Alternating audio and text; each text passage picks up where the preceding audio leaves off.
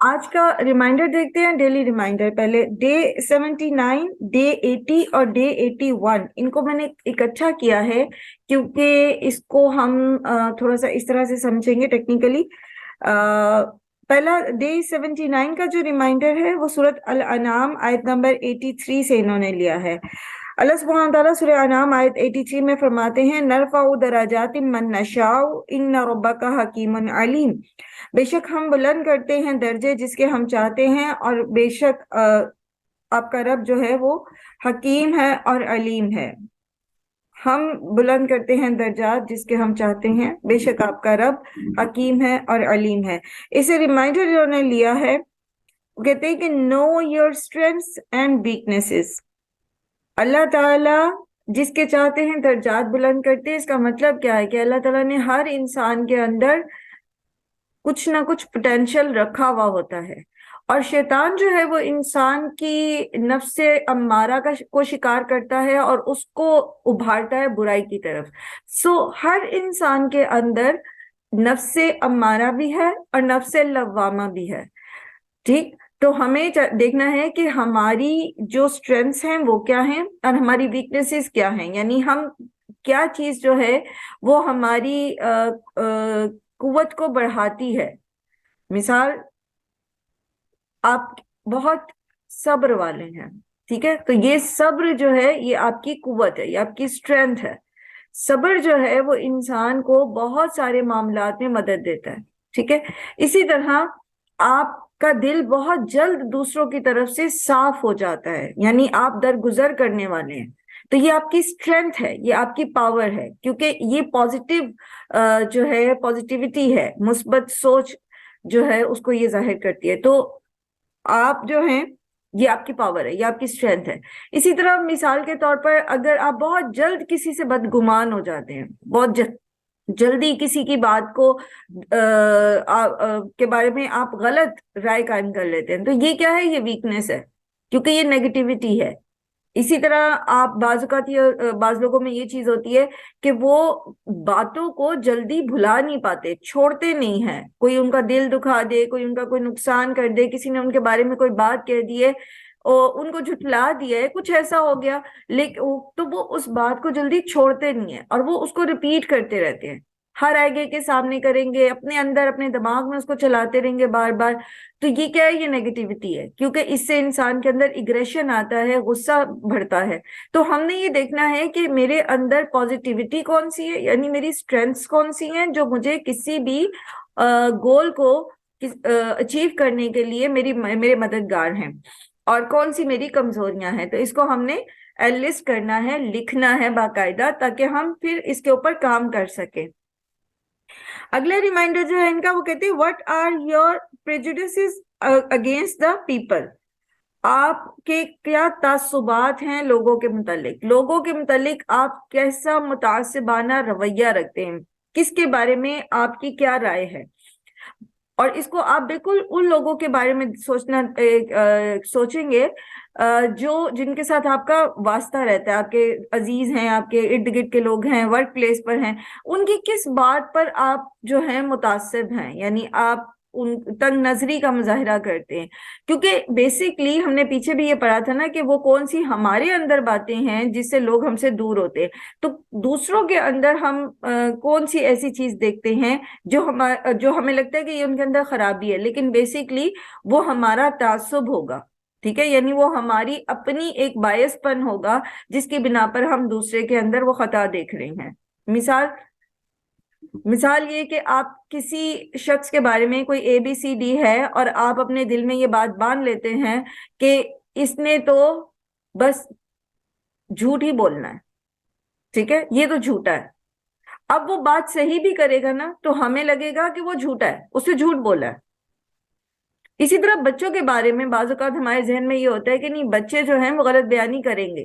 جیسے ایک مرتبہ اسکول میں پیرنٹ ٹیچر میٹنگ پہ ایک ٹیچر نے اسی طرح سے کمنٹ کیا کہ جی بچے جھوٹ بولتے ہیں۔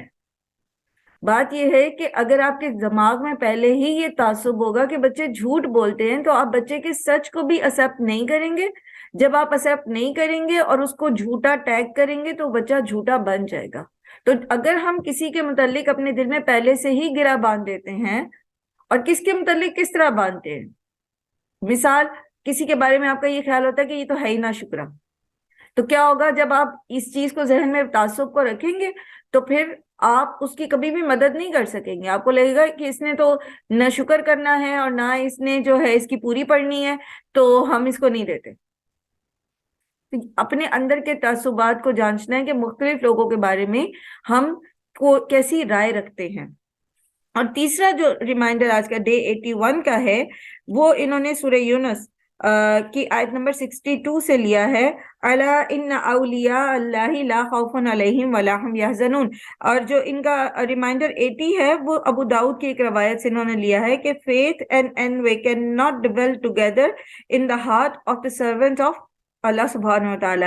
یعنی ایمان اور حسد جو ہے وہ ایک ساتھ جو ہے وہ نہیں رہ سکتی مومن کے دل میں. جو اللہ پر ایمان رکھتا ہے اس کے دل میں یہ دو چیزیں اکٹھی نہیں رہ سکتی.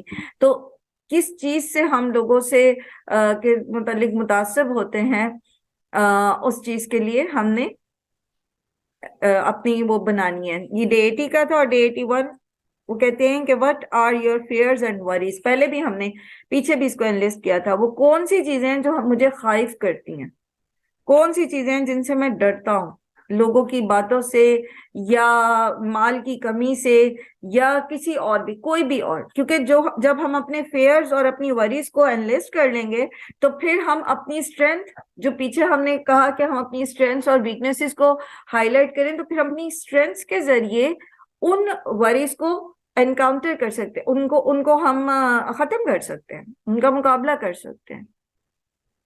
ٹھیک ہے، سمجھ آ گئی؟ تو یہ 3 ریمائنڈر ہیں، آپ نے اس کے اوپر کام کرنا ہے. پرسنلی کسی کو بتانے کی ضرورت نہیں ہوتی، بہت ایمانداری سے، کیونکہ ہمارا مقصد یہ ہے کہ ہم اپنی اصلاح کریں اور ایک ایسے کردار میں اپنے آپ کو ڈھال لیں جو سراسر مثبت ہو. مومن کا ایک ایسا کردار جو کھجور کے درخت کی مانند ہوتا ہے اور وہ دوسروں کو فائدہ دینے والا ہوتا ہے. کیونکہ اللہ سبحانہ تعالیٰ نے سورہ آل عمران میں فرما دیا نا کہ کنتم خیر امۃ اخرجت للناس، تم وہ امت ہو، وہ بہترین امت ہو جسے لوگوں کے لیے اٹھایا گیا ہے، لوگوں کے لیے نکالا گیا ہے. تو ہمیں تو اللہ تعالیٰ نے دنیا میں بھیجا ہی لوگوں کے لیے، اور ہم سیلف سینٹرڈ ہو کے صرف اپنی ہی مفاد میں لگے رہیں تو اس کا مطلب کیا ہوگا کہ ہم نے تو وہ کام ہی نہیں کیا جس کے لیے اللہ تعالیٰ نے ہمیں بھیجا. تو اللہ تعالیٰ نے دنیا میں مختلف مقاصد کے لیے مختلف لوگوں کو بھیجا ہے. جیسے اوور آل تمام انسانوں کو اللہ تعالیٰ نے جنوں اور انسانوں کو کیوں بھیجا؟ وَمَا خَلَقْتُ الْجِنَّ وَالْإِنسَ إِلَّا لِيَعْبُدُونَ، کہ میں نے جنوں اور انسانوں کو اس لیے پیدا کیا کہ وہ میری عبادت کریں.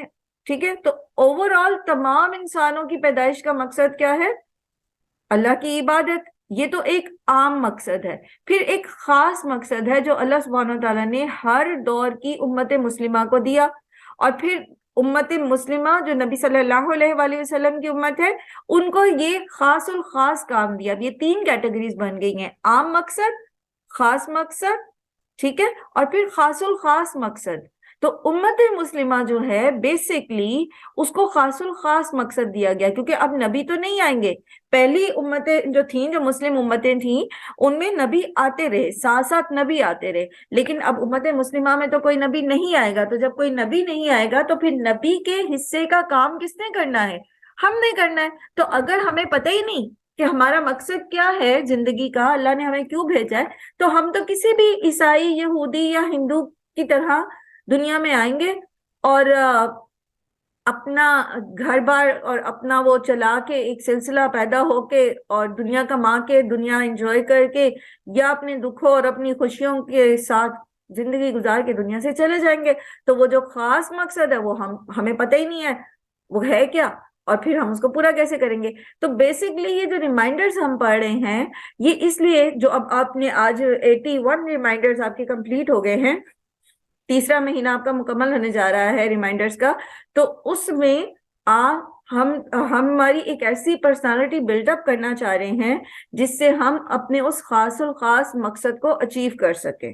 وہ تب تک ممکن نہیں ہوگا، یعنی کنتم خیر امت جو ہے وہ ہم تب تک نہیں بن سکیں گے جب تک کہ ہم اپنے آپ کو خیر کے اس سانچے میں ڈھال نہیں لیں گے.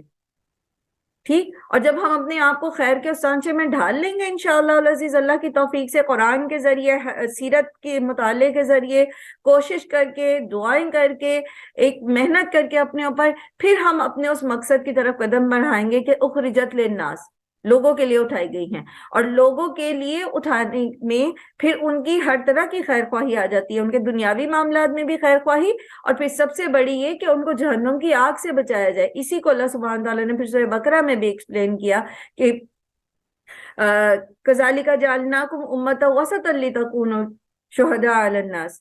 ٹھیک ہے. تو وہاں پر بھی یہی مقصد بتایا گیا کہ امت مسلمہ بیسیکلی ایک برج ہے اللہ کے پیغام اور باقی لوگوں کے بیچ میں. تو یہ کام ہم نہیں کرنا ہے. اگر ہم یہ کیے بغیر چلے گئے نا دنیا سے، تو بس پھر سمجھ لیجئے بس برابر سے زندگی گزار کے چلے گئے، اور اپنے تئیں جو نیکیاں کی، اپنے تئیں جو گناہ کر لیے اس سے معافی مانگ لی، اور بس اپنا اپنا سا کر کے چلے گئے. تو جو کام تھا، جو ڈیوٹی تھی، وہ پوری نہیں کی ہم نے.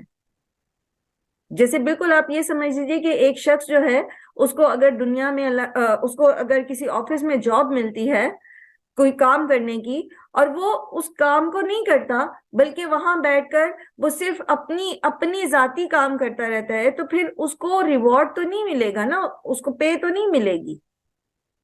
ہاں، اس کو زیادہ سے زیادہ یہ ہو سکتا ہے کہ کوئی نقصان نہ کرنے پر اس کو جو ہے کوئی سزا نہ دی جائے، لیکن اس کو پے نہیں دی جائے گی، اس کو فارغ کر دیا جائے گا وہاں سے. اسی طرح ہم امت مسلمہ جو ہیں، ہمیں اللہ نے صرف ایسے ہی دنیا میں نہیں بھیج دیا بلکہ ایک خاص مقصد دے کے بھیجا ہے. اگر ہم وہ پورا نہیں کریں گے اپنے اپنے لیول پر، اپنے اپنے طور پر، تو اس کا مطلب یہ ہوگا کہ خاص ریوارڈ بھی پھر ہمارے لیے نہیں ہوگا.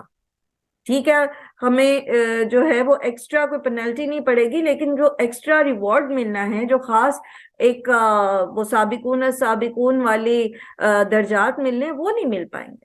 تو وہ ہم تبھی حاصل کر سکیں گے جب ہم اپنے آپ کو، اپنی کریکٹر بلڈنگ کریں گے اس نہج پر جیسی کہ اللہ سبحانہ تعالیٰ کو پسند ہے.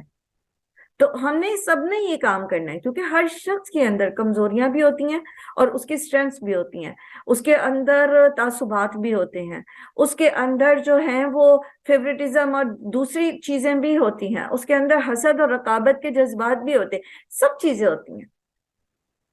تو کامیاب وہ ہوتا ہے جو اپنی کمزوریوں کو پہچان کر ان کے اوپر قابو پا لیتا ہے، اپنے آپ کو اپنی کمزوریوں کے حوالے نہیں کرتا، اور اپنی طاقت کو، اپنی اسٹرینتھ کو پہچان کر اس کو پالش کرتا ہے اور اس کو اپنے بڑے مقصد کے حصول کے لیے استعمال کرتا ہے.